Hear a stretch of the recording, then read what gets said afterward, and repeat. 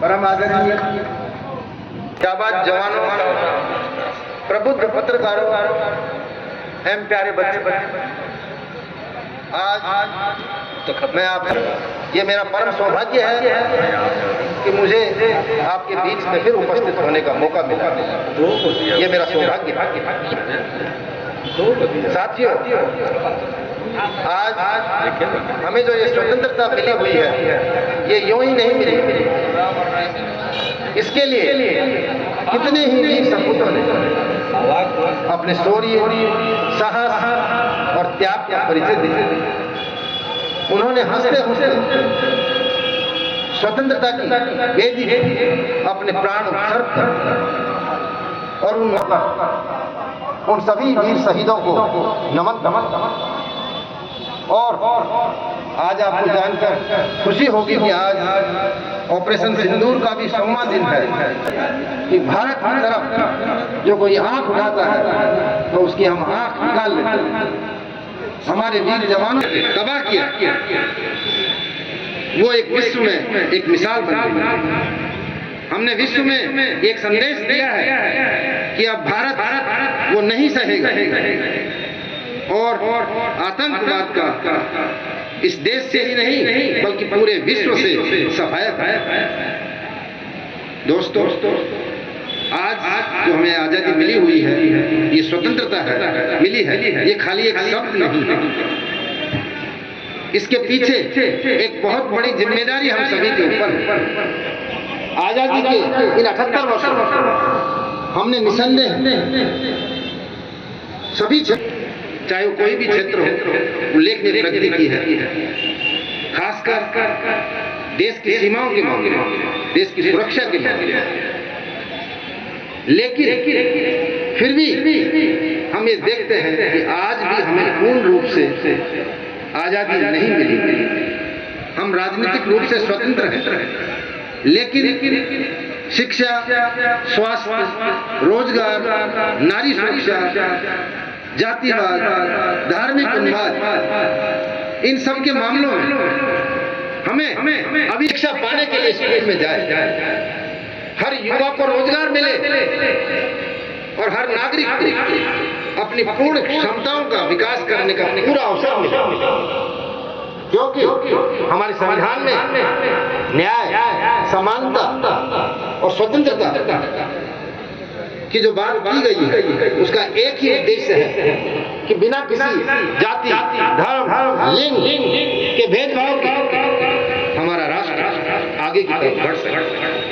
लेकिन हम जब एक आत्मावलोकन करते हैं आज, तो हमें लगता है कि हमें अभी बहुत कार्य करना बाकी है। और इसके लिए हम सभी को कार्य करना पड़ेगा। हर एक व्यक्ति को कार्य करना पड़ेगा।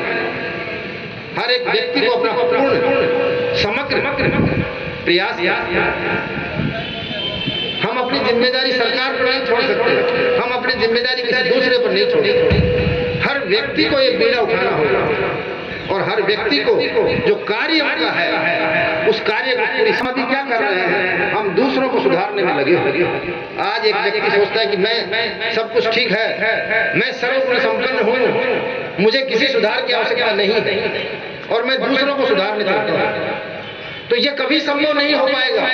यदि हम दूसरों को सुधारने में लगे रहेंगे तो ये संभव नहीं है और उसमें हमें ज्यादा ताकत लगानी पड़ेगी। क्योंकि एक व्यक्ति को ही 140 करोड़ लोगों को सुधारना है, दूसरा व्यक्ति सोचता है कि मुझे 140 करोड़ लोगों को सुधारना है, और ये इतना ज्यादा इसमें प्रयास लगेगा, इतनी ज्यादा मेहनत लगेगी कि दुनिया में आज कोई ऐसा कंप्यूटर नहीं बना जो ये बता सके कि कितनी गुना मेहनत हमें करनी होगी। यदि हम ये सोचें कि सिर्फ मुझे अपना विकास करना है, मुझे अपने को सुधारना है, मेरे को अपनी ड्यूटीज निभानी है, तो ये एक चंद सेकंड के अंदर ये काम हो सकता है, बिना किसी मेहनत के, बिना किसी शारीरिक परेशानी। अभी लगे होंगे। इसके लिए हमें सोचना होगा, उसके लिए हमें प्रयास करना होगा। यदि सूरज की तरह चमकना है तो सूरज की तरह रोज जगना होगा, सूरज की तरह रोज जलना होगा। साथियों, आज की युवा पीढ़ी जो हमारा भविष्य है इस देश का, उनको इस बारे में सोचने की बड़ी आवश्यकता है।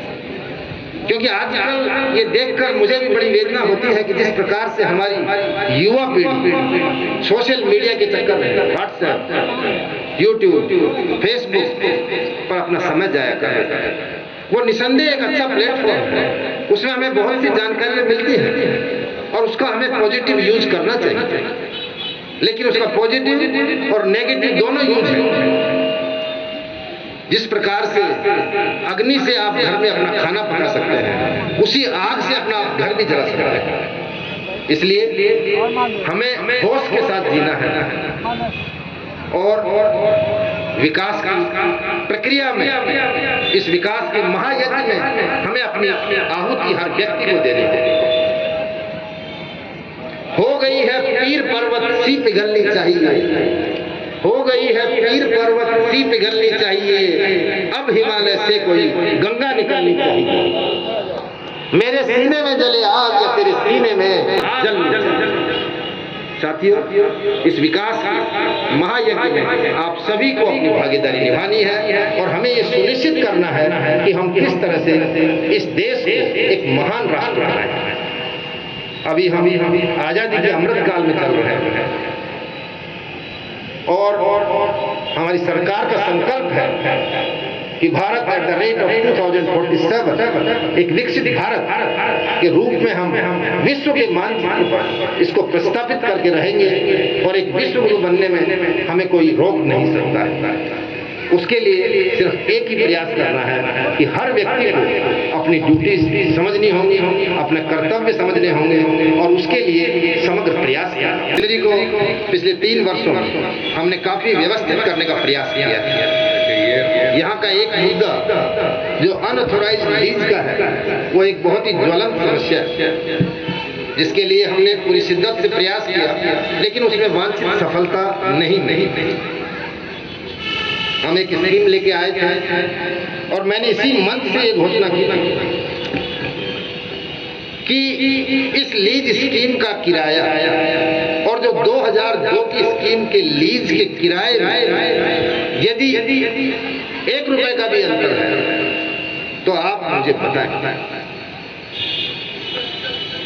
उस स्कीम का किराया और इस स्कीम का किराया एक समान था। 100-200 रुपए का कोई फर्क स्क्वायर फीट के चक्कर में हो सकता है, क्योंकि पहले वाले किराए वो क्वार्टर वाइज फिक्स किए थे और ये किराया स्क्वायर फीट के हिसाब से था। इसलिए कुछ क्वार्टर में आप देखेंगे 100-200 रुपए कहीं ज्यादा होंगे, कहीं कम भी होंगे। और मैंने यहीं से चैलेंज किया था, लेकिन कुछ लोगों ने आपको